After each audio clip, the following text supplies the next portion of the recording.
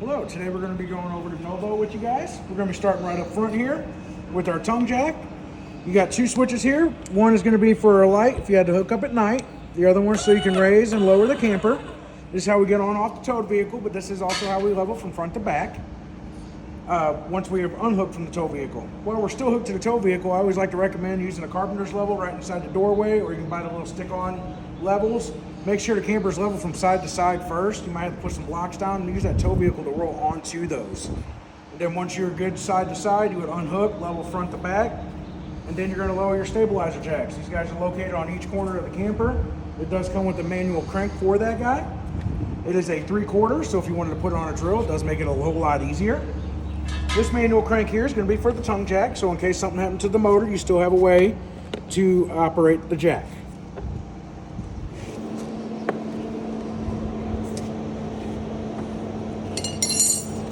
Back behind here is going to be our 20-pound tank.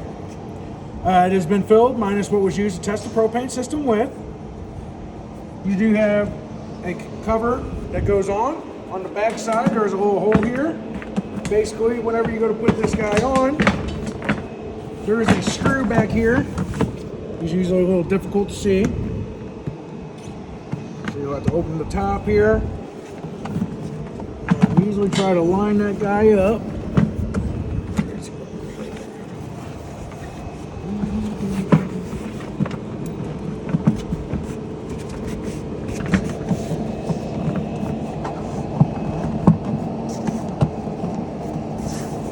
There.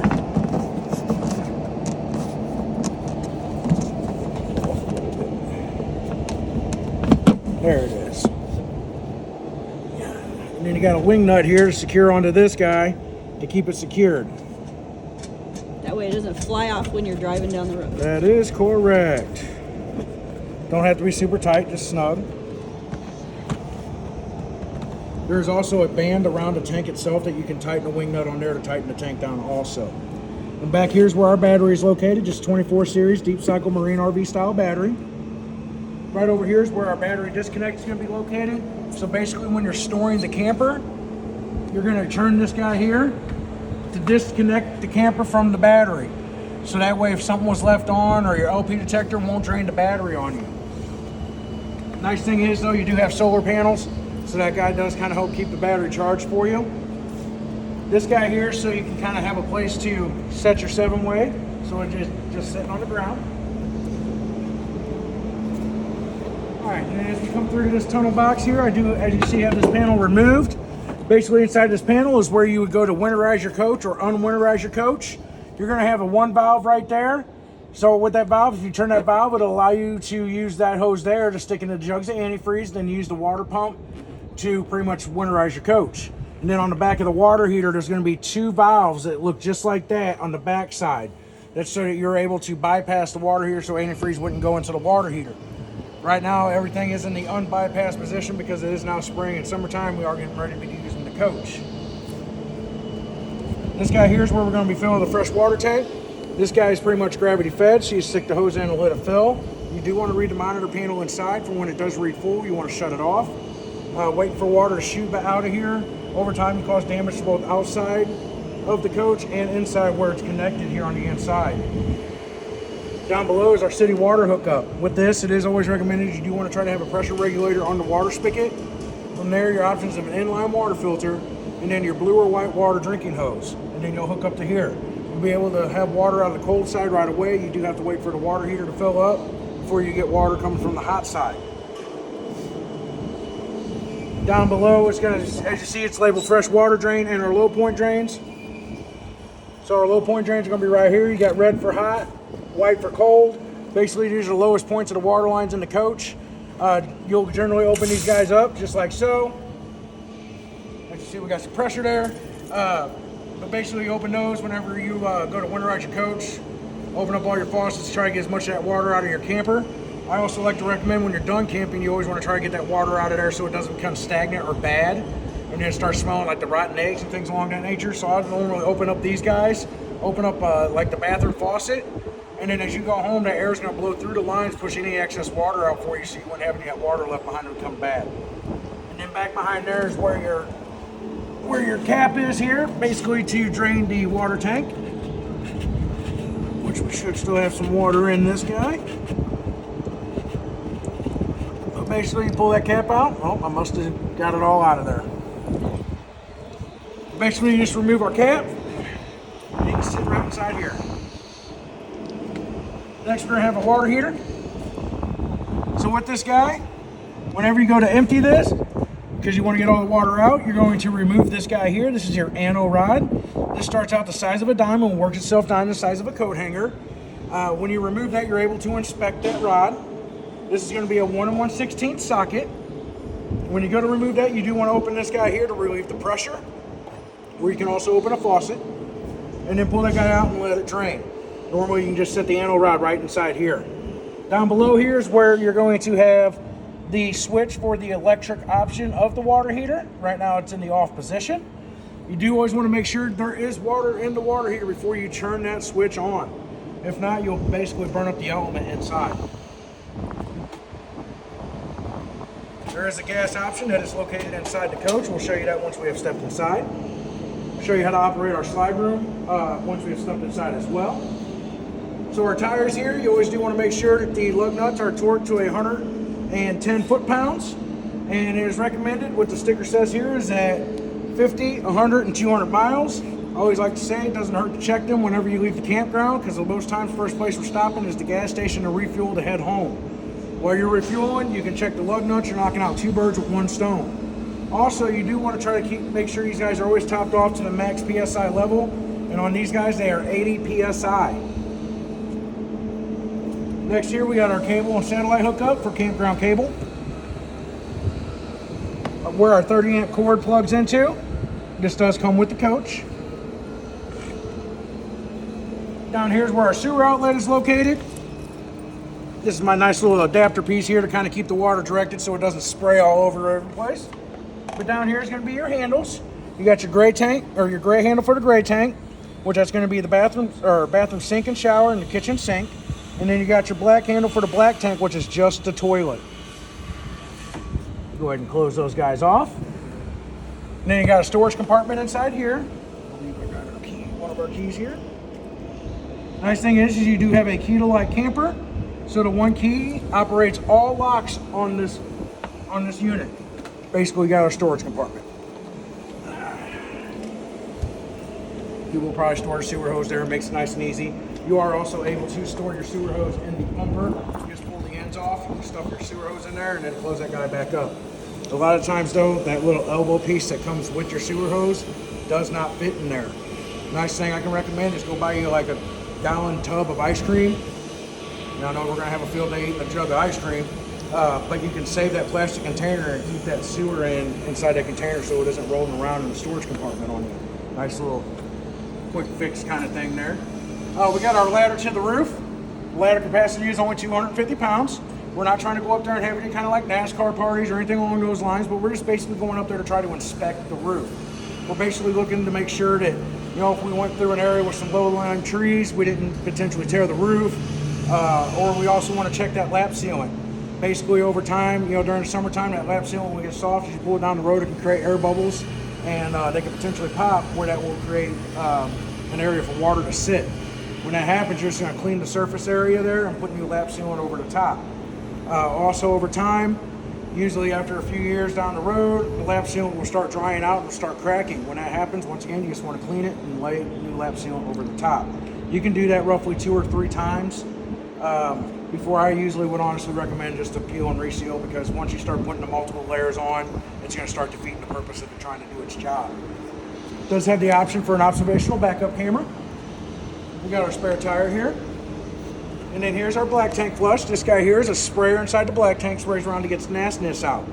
As you see, there is a caution sticker here. They do recommend that you have that black handle valve open when you go to hook your water hose to this guy.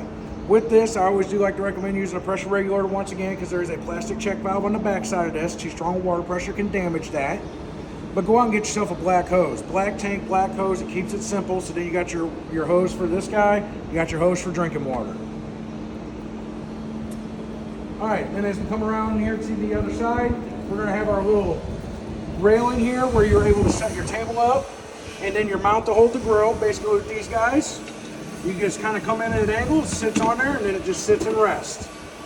And then you will take your grill here, pretty much you got these guys here, basically slide right on in. And then you got these little guys here that'll help lock this into place so it won't potentially slide off. Then from there, we got our hose here. It's a quick connect style, so you're gonna quick connect it to this end here. And then down below is where you would connect it into here. Right now, this handle is in the closed position. It's gotta be in this position so that you're able to hook the hose up. Once the hose is hooked up, you'll turn it in the open position so the propane flow can come through. Put our cap back on there.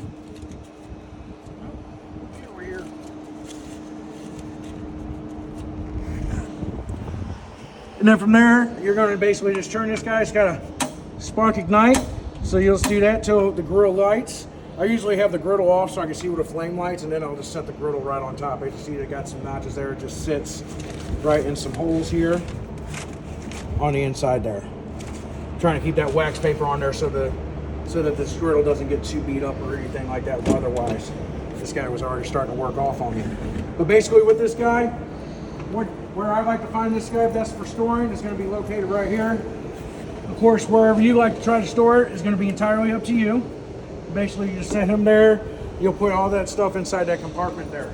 Or if you have a better location yourself. In between here is going to be where we got an outside shower hookup. Got two little notches there. Pretty much this guy gets pressed in and twisted to turn to lock into place. It's just connected to just the cold line. But then you're able to use the sprayer, like if you're trying to spray off some dishes or spray down the dog or the kids because they don't want to listen. You can use it for whatever you want. The old lady, because she keeps yelling at you. The husband. Whatever it may need be.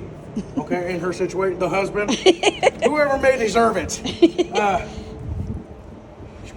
Slide that guy over. So over here is going to be our furnace. We are not trying to block this guy. It does need to be able to breathe. But we do recommend getting mud dauber screens for these guys. Helps keep the wasps and the mud daubers out of there. Those mud daubers can then build their nests, including the wasps, and then next thing you know, the furnace isn't working, and it can get pricey to get repairs done. Excuse me. We do have an outside 110 hookup. Our vent for our exhaust vent for the stove basically just has two little clips here. It clips into place, but you pop this open. Whenever you turn the fan on, then it'll start breathing it out. You do have to have that open, and you do always want to use the fan when you are cooking. We'll see that here in just a moment. Basically, I already kind of showed you the other storage compartment. Basically here with our door, when we open our door, one thing that we have to do is we have to make sure we do open our door all the way for our steps. If not, this guy here, that's one of our holders for the steps, can actually hit the screen door and cause damage. Basically, you're going to pull this guy to unlock. While bringing it down, and here you got your adjustments here where you can adjust the feet. And there is a reason behind that as well. So once this guy's down, basically what you want to try to do is make sure that this is going to be as flat with the threshold as possible. Okay, too much of an elevation can actually cause damage to both the entry door and the screen door because these guys are pretty strong. So that's where you're going to adjust that. When we step inside, we're going to show you the awning. One thing that you do have to note with this is that because your awning arm is right here, your door blocks it. You do have to have your door open into usually a pretty much straight open position to open up the screen or the awning. As we step inside, that's going to be located right up here on a panel. I'm going to start on the far side here. Pretty much we got our interior lights because we want to be able to see. You got your porch light. So your porch light actually has two different settings. When it's pushed up, you're going to have a white light. And center is going to be off, and then down, it's going to provide an orange light for you. Then you got your LED lights to bring your slide room in and out, which we're going to do that in just a second. And then to extend our awning. I do have to watch that because our other camper is rather close to us there. But generally there is going to be a flap at the end of the awning, and you want to make sure that's perpendicular with the ground. I'm only going to try to open it up about that far. Just basically enough here to show you that right here it is labeled on your pitch arm that you can pull down to adjust it to create a pitch. Okay, these are meant to be as a shade protectant, so I do have to tell you that. Although a lot of people do have a tendency to leave them out in the And rain. this is why he said you have to have your door not all the way open. You can see. Yes. So it will hit the awning arm will get trapped behind the door. And then to retract it and bring it in, it is always recommended when you are not with your camper, you should have your awning brought in. You never know when a strong gust of wind can come along that can potentially damage the awning and or the camper.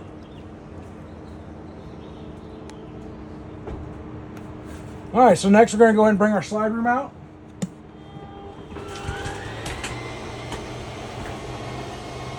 If you hear, he basically kind of yells at you.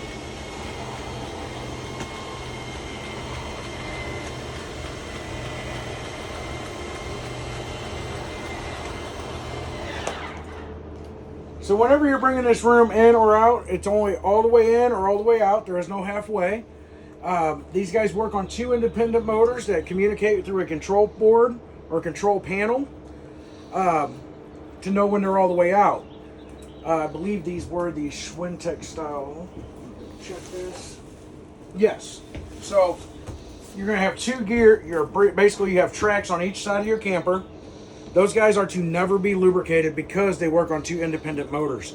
When you lubricate them, over time it starts gumming up and the motors start having to work harder, and then will cause issues down the road. When they start looking dirty or dingy or anything like that, they just recommend simple soap and water to clean them. No lubricant whatsoever. Okay? All right. You do have a fire extinguisher right here by your door. Yes. Very important. Fire extinguishers, they're located by our door. I was trying to find our remotes. My cleaner likes to stash them in places. Right down below here, we're going to have our GFCI outlet. So if you see some of the outlets are not working in the coach, come make sure that guy hasn't been tripped. And right next to that is going to be your switch for an inverter. So basically the inverter actually powers everything in the coach. The only thing I noticed that it didn't power up was the microwave. But basically every outlet is tied into that guy. So what it's doing is it's converting the 12 volt to a 110 source for you. Don't get me wrong, if you're having a lot going on power wise, the solar panels might struggle to try to keep up. So just please try to keep that in mind as well. But I do believe these are eligible where you could add additional panels if needed be. So then we have our TV. Nice thing about the TV, it is actually a 12 volt style hookup. So you can, if you were out boondock camping where you didn't have a 110 hookup, you are still able to watch TV. Go ahead and turn that guy on. While he's powering up, right next to that's where your antenna hookup is located. And as you see, there's going to be a little green light that's on that guy. That there is the TV antenna booster. I'm going to turn that down there so I ain't trying to talk over the radio or TV. But basically, if you're trying to hook up to a campground cable, you have to hit this little button right here to turn it off. As you see, our signal on the TV just froze. That's because it's no longer sensing the antenna. We're trying to connect our source through a different, or we're trying to get our signal through a different source. When we get to a new area, you do always got to scan for channels. If you're a lot further away from the St. Louis area, basically to do so, you're just going to press the menu button. I usually just push the back arrow key one time. It'll take you to channels. From there, you're able to choose air, or if you're using the campground cable. And then you're going to go down to auto scan. When you hit auto scan, it's going to ask, are you sure you want auto scan? And then just move it over to yes and hit the enter button, and it'll start doing an auto scan for you. You do have storage up above the bed area here and underneath. This light switch here controls little ambiance lights up above. You do have individual little lights there on each side, which I think is kind of odd because you're laying this way, not this way. But they have individual reader lights. I'm not the engineer. This guy here is basically a floater. So this guy will float, but the cushions do have to be removed every time you go to bring the slide room in. That one is stationary. So this will start putting pressure on this here. But basically you got your one side there, and then like I said, this one here is kind of floating, so you're able to, if you wanted to sit next together, you're able to slide this down. You can lay down next to each other, tilt the TV, things along that nature. This here is going to be our table. The table's always got to be secured here during travel.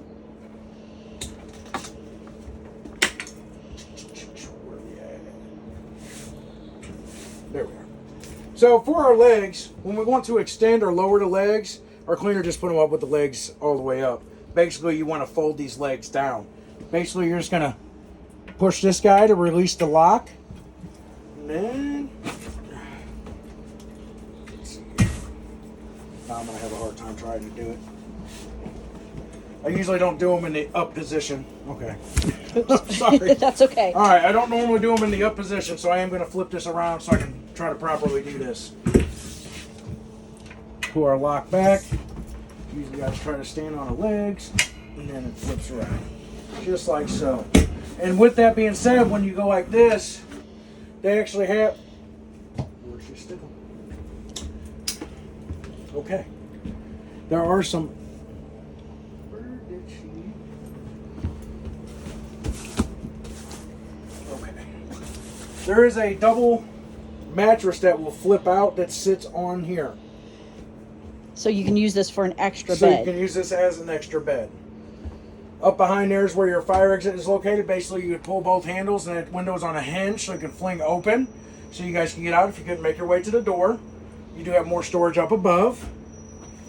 We're going to swap places, do our little dance that we always do. Now she's got... I am actually now rather curious... I don't know where she's... No, she didn't stuff it in there either. Okay. I do not know where she stuffed it. Basically, you got your bunk bed areas here.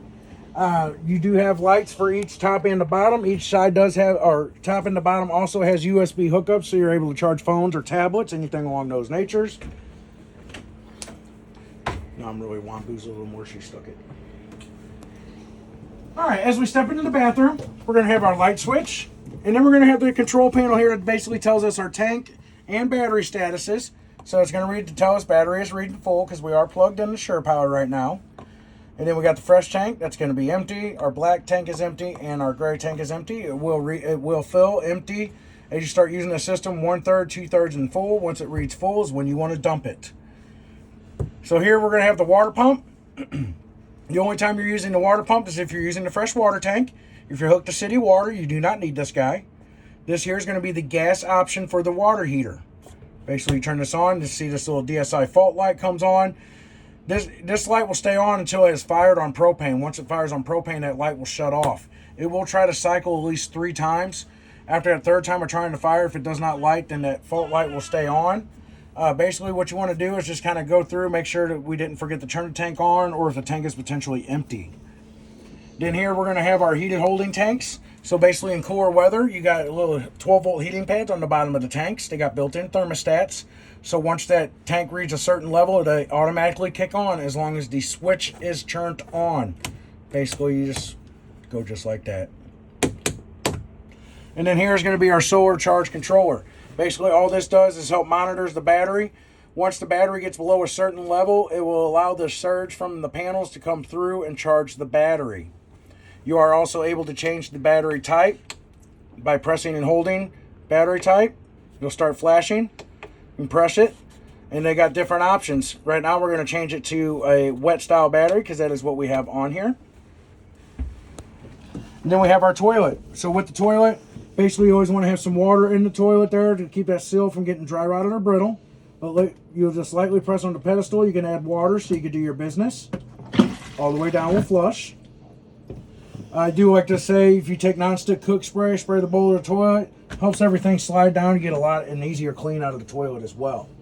Then we got our medicine cabinet, sink, storage underneath there. Then we got our shower here. So with the shower, you have what they call a shower miser. So what this does is it tries to try to get you the most out of your water if you're boondock camping. Okay, because we're going to try to turn on our hot water. Of course, it's going to be cold at first. But basically what you do is you turn this down here, and it'll start sending this water back to the fresh water tank. Nice thing about this guy here is as this gets hot, this will actually change a color. It will become a lighter shade of blue. So like normally it's this dark blue. As it heats up, it'll start, I don't know if you can see this at the very top. It's kind of got that little lighter hue blue to it. That basically tells you that the water's starting to get hot, and then you can flip it back to the shower head. And then with the shower head, you do have a stopper to reduce the flow of water. The reason for that is because your water heater is only 6 gallons.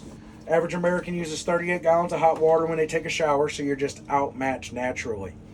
You do also have your exhaust fan up here Basically, you would just open this guy, and then your buttons over here to turn it on. It's got up to 4 different fan speeds. I think I got it on the highest speed right now. Maybe not. There it goes. Now you can start to hear it. Then to turn it off, just push the off button. And then inside this guy here is going to be your little safe. Once again, the key to light camper, that key will lock this safe as well.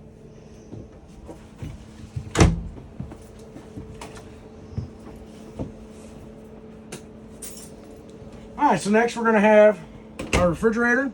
So with this guy, you got your power button to turn it on and off. You're able to adjust the temperature setting. Right now it's set to change the temperature for the fridge. If you wanted to do the freezer, you just push this one. You can adjust the temperature of the freezer. I always like to say when you first turn it on, put it on a 4 or 5 to get it nice, good, and cold. And then usually 3 is pretty sufficient. And then you got this moon setting here. Basically what it does is that, you know, at night it's not as hot. So it isn't trying to pull as much energy to try to keep it cool in here. But then basically inside, I like leaving drinks. You do have the manual for that in here. I basically usually leave that in here because they have extra hardware that came in the box from the fridge. Just the manufacturers usually don't use them. They have their own stuff that they use. Up above, we're going to have storage. This guy here is going to be for the microwave because it is a convection microwave as well, or convection oven as well. We've got our hood range, got your light, and a fan. And then we got our stovetop. So with the stovetop, you do have to use a barbecue lighter to light this. Basically though, you'll just turn this knob to all the way up to where it says light, and then light it with the barbecue lighter, and then you're ready to go. One thing to note, as you see, this guy is not that big. Suburban, I believe, recommends using pans no larger than 8 inches. The Medic's usually, I think, 10. And then Furrion, I don't really have those kind of numbers. But basically, you got your convection microwave. And you got the different options here. Convection, grill, roast, change power, defrost. I always like to say, just set the time on this guy. You guys go out, you come back, you see the time ain't set. That means there was a power failure at the campsite. You might want to see if it was from the campground itself or the electric company. Then down below here's where our basically our vacuum cleaner is located. It's going to be controlled down here. Basically, you just sweep everything here. And it'll suck it right up. Inside here is a bag. It's got usually a double-sided bag. They do have aftermarket hose attachments you can buy to put on this as well. But basically, you can pull this guy out to access your bag. No, I ain't going to be able to put it back in.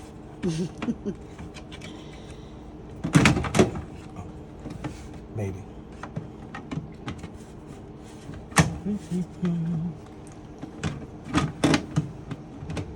See, try to show you something and then it fails. Basically, though, it just clips back into place. I just think probably something. You're not holding your tongue right. That's probably right. I'll get that put back on for us. So, then we have our sink area up here. We're gonna have our bag basically with most of the manuals in the coach inside this guy. This is gonna be your box for your Bluetooth speaker, which is gonna be located right here, and your charger. And then these guys here are the quick mount legs for the racks up top for your kayaks and stuff. Basically, it has just your locks and straps and things like that.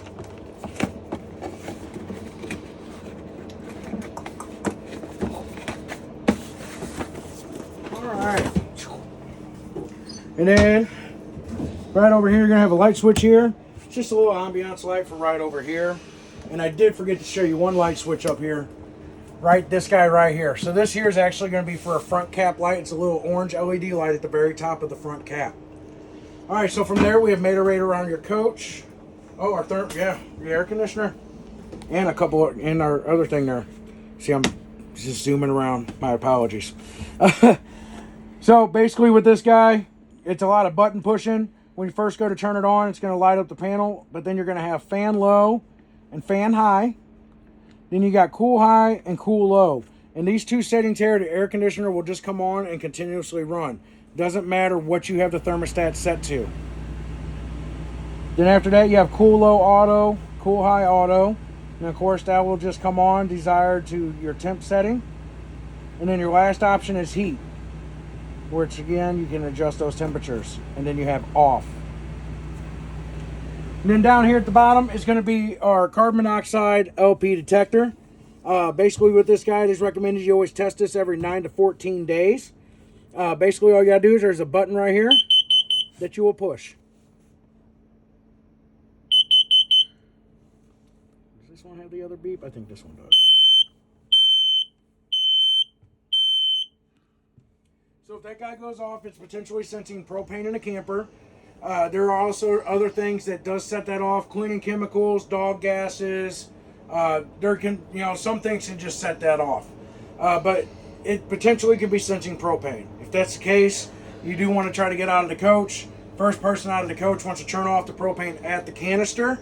Second person out is trying to get everyone else out, but try to open some doors. Don't be trying to open and turn on fans or anything like that. We're not trying to create a spark.